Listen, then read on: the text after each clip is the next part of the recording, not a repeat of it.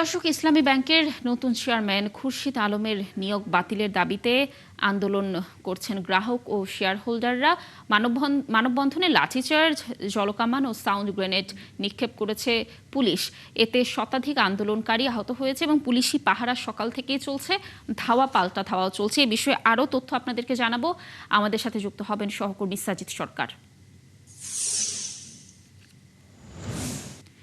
সাজিদ, আপনি তো তথ্য সংগ্রহ করছেন অনেকক্ষণ ধরে এবং দর্শকদের যেমনটি জানাচ্ছিলাম যে সকাল থেকে পুলিশি পাহারার সাথে সাথে ধাওয়া পাল্টা ধাওয়ার বিষয়টিও অব্যাহত রয়েছে। এখন কি পরিস্থিতি দেখছেন? কিছুটা এসেছে কিনা নাগালে জানাবেন বিস্তারিত। লাবণী, পরিবেশ এখন আগের চেয়ে অনেকটা শান্ত। যে সংগঠনটি অর্থাৎ ইসলামী ব্যাংক গ্রাহক ফোরাম, তারা ইতিমধ্যে তাদের যে অবস্থান কর্মসূচি সেটি ইসলামী ব্যাংকের সামনে অবস্থান কর্মসূচি পালন করছেন।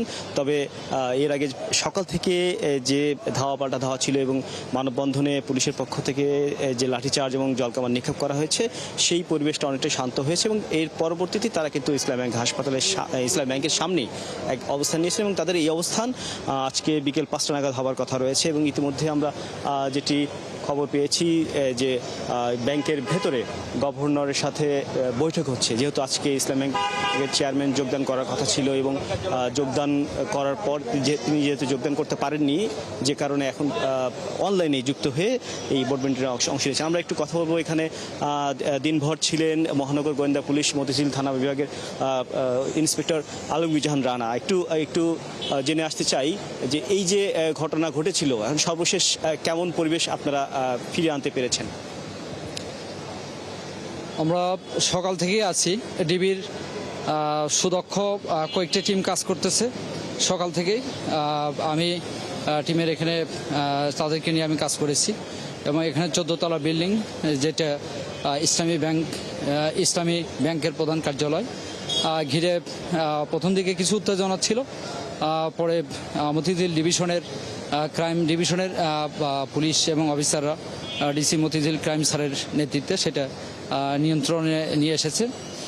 পরবর্তীতে কিছু উত্তেজনাকর পরিবেশ সৃষ্টি হলেও ইসলামী ব্যাংকের যারা এবং এই ব্যাংক থেকে যাদেরকে বিভিন্ন সময়ে বিগত সময়ে যারা এখান থেকে আউট হয়ে গেছে তাদের সাথে কথা বলেছে এবং যারা বিশেষ করে গ্রাহক শ্রেণী ছিল, গ্রাহক অনেক লোকজন ছিল, তারাও শান্তিপূর্ণ তারা মানববন্ধন থেকে শুরু করে কথাবার্তা বলেছে এবং সেক্ষেত্রে সমন্বয়ের মাধ্যমে এবং সুন্দরভাবে তারা উপস্থাপনের চেষ্টা করেছে সরকারের কাছে।